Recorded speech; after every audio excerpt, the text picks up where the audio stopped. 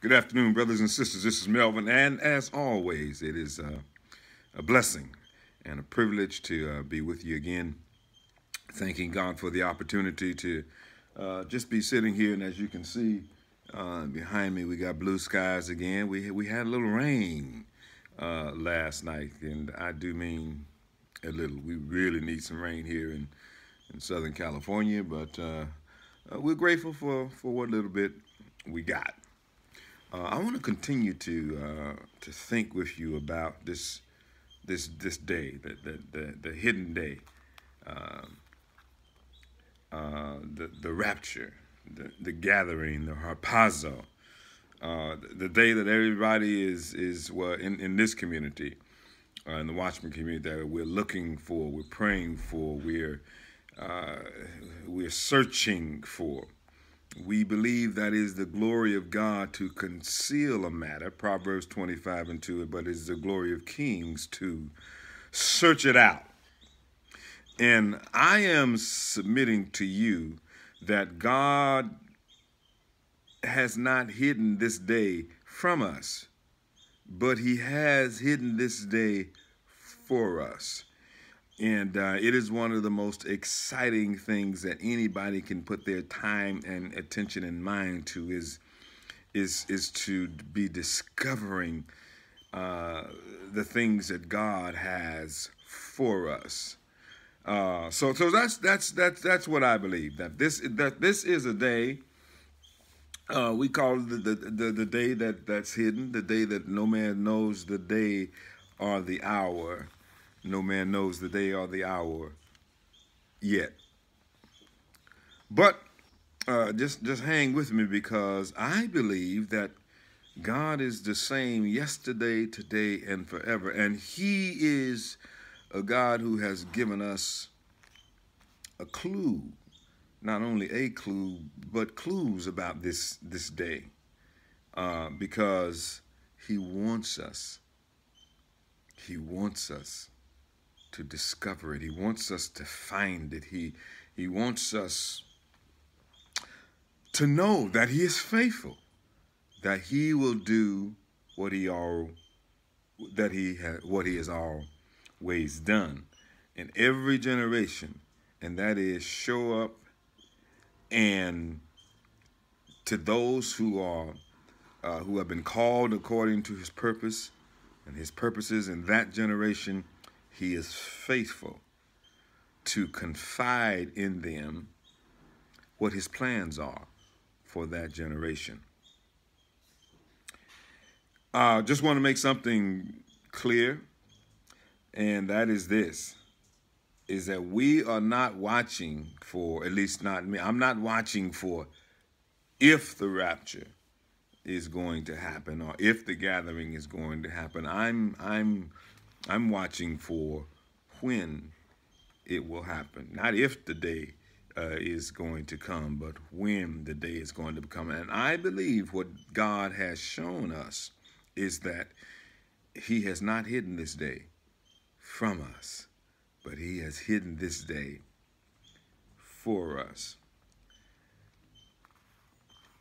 I want you to consider this, that the Bible or the scriptures is God telling his story, history, in real time.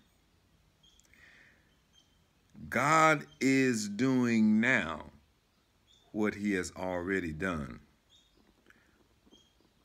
Who was, who is, and who is to come. Holy, holy, holy, worthy, worthy, worthy. Let that sink in for a minute. God is doing now, today, what he has already done tomorrow. He has declared the end from the beginning. Now, I want us to consider at least 3 questions in the time that we have remaining this afternoon now, where I am. And that is, number one, why did Noah enter the ark on the day he did? Why did Noah enter the ark on the day that he did? Question number two,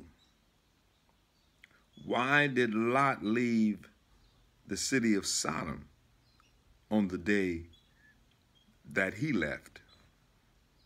I mean, why on that day? I mean, and since I believe that a clue or clues to the hidden day that God, the day of the rapture that God is hidden in plain sight, I believe that clues to this hidden day is hidden inside these 2 days. The day that Noah entered the ark and the day that Lot left Sodom. So why did Noah enter the ark on the day that he did? Let's visit that. You know, we got to go to the book. We got to go to the scriptures to find the answer. You got a Bible question, you ought to be able to have a Bible answer. So let's go to Genesis. And you know, I was looking at this and got to thinking as I was reading chapter 6, beginning at verse 1. Now it came about when men began to multiply on the face of the land, and daughters were born to them, that the sons of God saw that the daughters of men were beautiful, and they took wives for themselves, whomever they chose. And then the Lord said, my spirit shall not strive with man forever, because he also is flesh. Nevertheless, his days shall be 120 years. Here's where I went down a rabbit hole. I might not come out of that rabbit hole this time, but maybe in the next video I will. But let's go down this rabbit hole a little bit. I asked myself, when the Bible says the Lord said, who was he saying what he was saying to? Who? Because it's not clear, at least to me, when the Lord said. It's kind of almost like when God was counseling with himself in Genesis chapter 1, and when he says, let us make man in our image and after our likeness. Sounds like he was kind of counseling or talking with himself among the Godhead. But who is he talking to here? Is he counseling with himself? Is he having this conversation in the council of the Godhead? I mean, my spirit shall not strive with man. Then verse 7 says, and the Lord said, I will blot out man whom I have created from the face of the land, from man to animals to creeping things and to birds of the sky, for I am sorry that I have made them.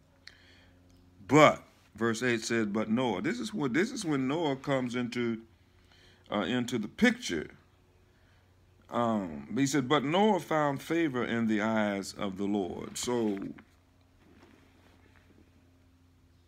verse 9 said, these are the records of the generations of Noah. Noah was a righteous man, blameless in his time. I'm reading from the New American Standard Version, and he was blameless in his time. Simply means in his generations. So in his generation, or in his day, God found a man that he could call and he could confide in terms of what he had already planned to do. Now, you remember, this is not a new plan, because he has declared the end from the beginning. But this is a day that he had marked on his calendar. And when he says 120, his days shall be 120, that means God was saying, look, I got a certain amount of days, I got a certain amount of time that I'm going to do something, and this is the limit of it. And after 120, not 122, not 123, but 120, This is limit on it. Then marked on my calendar is this date. Now I'm going to call a man by the name of Noah,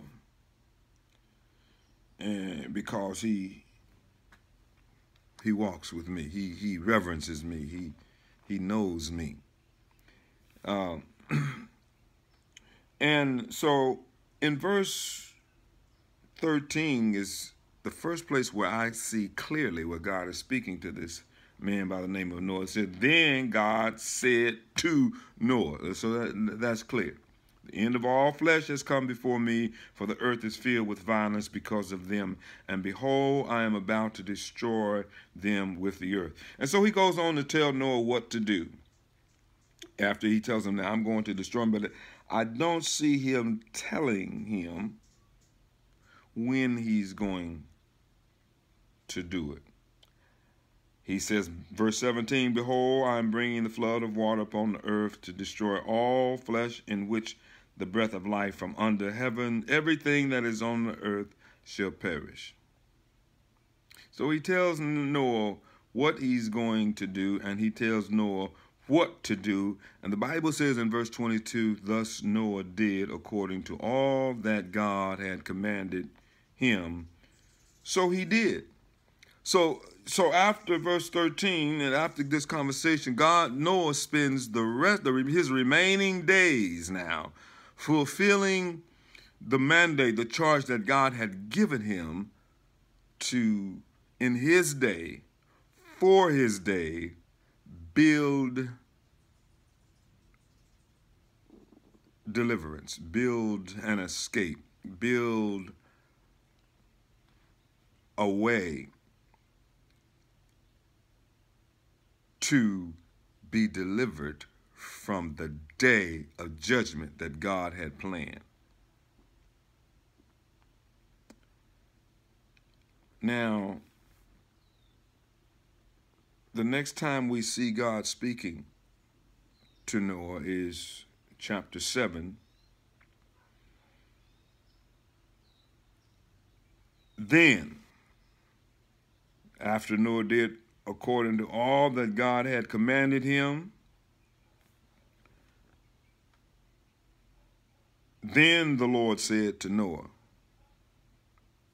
enter the ark, you and all your household, for you I have seen righteous before me in this generation.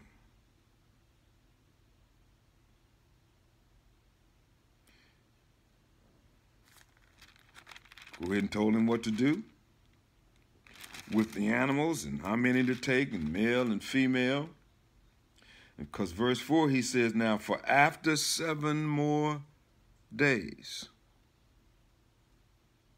Now, remember Jesus said, now, your day in this last generation, the clues to what I'm going to do and when I'm going to do it in terms of coming for you is hidden inside 2 other days.